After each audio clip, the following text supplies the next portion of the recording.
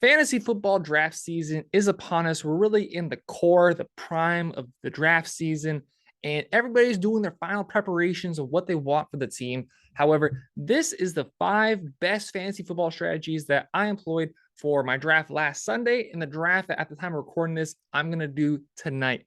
Number one, draft 2 running backs in your first 3 picks. Running back is going to be the most important position, as it always is in fantasy football. You don't want to get stuck with one of the middle zone, one of the dead zone running backs. Guys like Clyde Edwards-Helaire, Cordell Patterson, Miles Sanders, guys that are being drafted in round 6, 7, 8 that really don't have high upside that you don't want to get stuck with as your RB2. If you can take 2 quarterbacks a running back in the first, second, or third, get 2 of them in there, it's going to give you a lot of peace of mind going forward into your draft. And when you get to rounds 4 through 8, once you already got those 2 running backs, you're going to see that you have an incredible amount of value there in those rounds. Guys like Courtland Sutton, guys like Jalen Waddle, Allen Robinson, Adam Thielen. I don't know. At the moment, I can't remember. I think it's Adam Thielen. Guys that are going to be there for those picks that I really like, that I feel comfortable as my wide receiver 1 or 2. In my draft I did on Sunday, ended up getting 3 wide receivers in a row starting in the 4th round, being Courtland Sutton, Amon-Ra St. Brown, and Allen Robinson. Those 3 guys rotating in my lineup, as well as the guys that get on my bench, I feel very good with after getting my 2 top dogs in round 1 and round 3. So make sure you draft 2 running backs in your first 3 picks.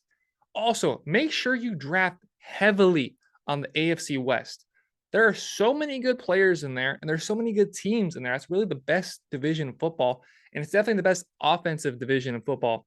Just inside that division alone, you're going to see a lot of shootouts. When the Chargers and Chiefs play, do you really think it's going to be 10-7? Do you really think it's going to be a low-scoring game? Or do you think both teams are going to pop off and it's going to be a sprint to the finish line? Last team to have the ball wins. I think that's more likely. You look at the Chiefs, you have Mahomes and Kelsey. You look at the Broncos, you have Russ, Javonte, Courtland Sutton, Jerry Jeudy. You have the Chargers with Herbert, Eckler, Keenan Allen, Mike Williams. Raiders with Derek Carr, Devontae Adams, Renfro, and Waller.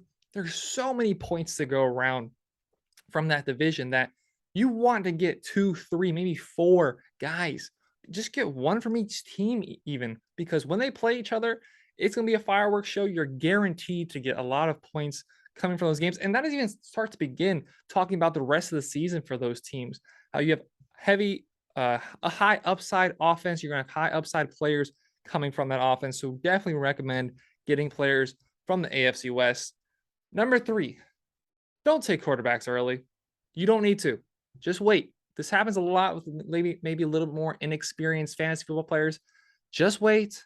Stay calm. There's a bunch of guys at the end of the draft that you can end up getting. I would 100% never take a quarterback in the first round. Definitely wouldn't take in the second round either. 3rd round this year, you want to tell me I want to take Josh Allen? I wouldn't. But you know what? I can understand. There's definitely a lot of upside with Allen, and quarterback is a position that scores the most points on the team for fantasy football. Okay, I wouldn't, but if you do it, all right. Round 4, if you have a Herbert, a Mahomes, or even a Josh Allen there, okay, go ahead and pick them. That's definitely good value. That's definitely a really good player. Go ahead and pick them. But if in rounds 1, 2, or 3, no, stay away. In the later end of the draft, in rounds 7, 8, 9, 10, you can get Russell Wilson. You can get Joe Burrow, Tom Brady, Derek Carr, all guys with high upside that can really make a difference for your team if you end up getting value at other positions higher up in the draft. You look at quarterbacks like 7 through 14, you're not really seeing a big difference in production there from those guys. So go grab the value early, get the running backs, get the receivers, and then settle on a quarterback as the draft falls to you. Number 4, don't take anybody that's already coming into the season with injury. Football is the most physical sport in the country, most physical sport in the world, and injuries are already bound to happen to your team. You're already going to be hit with injuries by week 4, 5, 6. You got to replace your wide receiver 1. You got to find another backup running back. Your quarterback just took a shot to the knee. God knows when he comes back. So it's already hard enough to avoid injuries. Why would you then draft somebody who's coming into the NFL this season, not 100% just to play in week one, likely to get re-injured either week one or some point in the season, and then you really start to regret it. Don't take somebody who's already dealing with injuries. Get somebody who maybe is a little more safer. Don't take a guy like J.K. Dobbins, who really haven't seen him be 100% at all, and he's been out since last training camp. Cam Akers coming into the camp has an injury. There's been a concern there for coaching staff. Even Darren Waller, there's been some whispers about him not being 100% start of the season. Don't find injuries, they'll find you, and don't hop on the bandwagon of injury positivity, as I like to say. A lot of times you'll see an injury report say, oh, a guy's going to be out 3 to 6 weeks. And naturally, the guy's on your team. So you want to be more hopeful. You want to say, okay, that's 3 weeks. No. Football, likelihood is they're going to miss the latter half. It's probably going to be a 5 to 6 week injury, more likely to be a 3 to 4 week injury.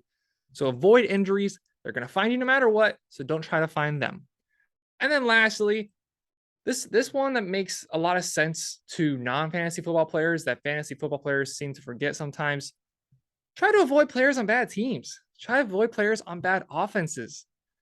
The player is going to be capped by just how good the offense is around them. If they can't stay on the field, if the rest of the parts can't stay off the field, they're not going to be able to be out there and get points. Or let's just say you're such a good wide receiver that wide receiver 2, 3, 4 on your team has no impact. Why would the defense do anything besides double you on almost every single play? There's going to be guys like DK Metcalf, like Josh Jacobs, who Josh Jacobs isn't on a bad team, but he's a bad offensive line in front of him. You have with the Washington Commanders, you have what's his name, Terry McLaurin, who has a bad quarterback, has a bad offense, a bad team. David Montgomery, bad offense, bad offensive line in front of him. These guys that are good players, truly, they're good players. However, they're only as good as the team is around them, and they're only going to be on the field as much as the team is around him. I'd rather draft a running back that has a good quarterback and a good offensive line than draft a quarterback or draft a running back that he's going to be funneled a lot of production through because the team stinks, but the offensive line's bad in front of him and there's no other threats. So therefore, he's probably going to be stuffed at the line of scrimmage a lot of the time. So make sure to avoid players on bad teams, and an honorable mention to stack quarterbacks and pass catchers, whether it be Mahomes and Kelsey, Herbert and Allen or Williams, Josh Allen and Diggs, and then what I ended up doing, Russell Wilson, Cortland Sutton, or Jerry Jeudy, whatever your preference is. Do that. Now, don't go out do that to a fault. Like, don't take Jameis Winston and Michael Thomas. Like, that's definitely not worth it. However, if you can get one of those pairings, or like maybe a Jalen Hurts and Dallas Goedert is another one that I like. Try to do that because you just boost your ceiling up there. So really like doing that. So yeah, this has been my 5 best fantasy football five best fantasy football strategies that I deployed for my draft last week that I'm going to be doing for my draft tonight at the time of recording this.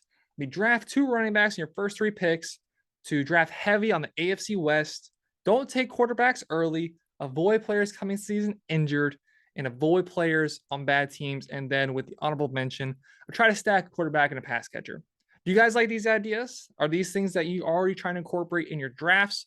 Let me know down in the comments below, maybe and some other ones that I didn't include here in this video. Please make sure to hit the like button, hit the subscribe button. We are getting so close to 100 subscribers. I can't wait to pass that milestone. So please smash that like button, hit the subscribe button, and of course, make sure to have a great rest of your day.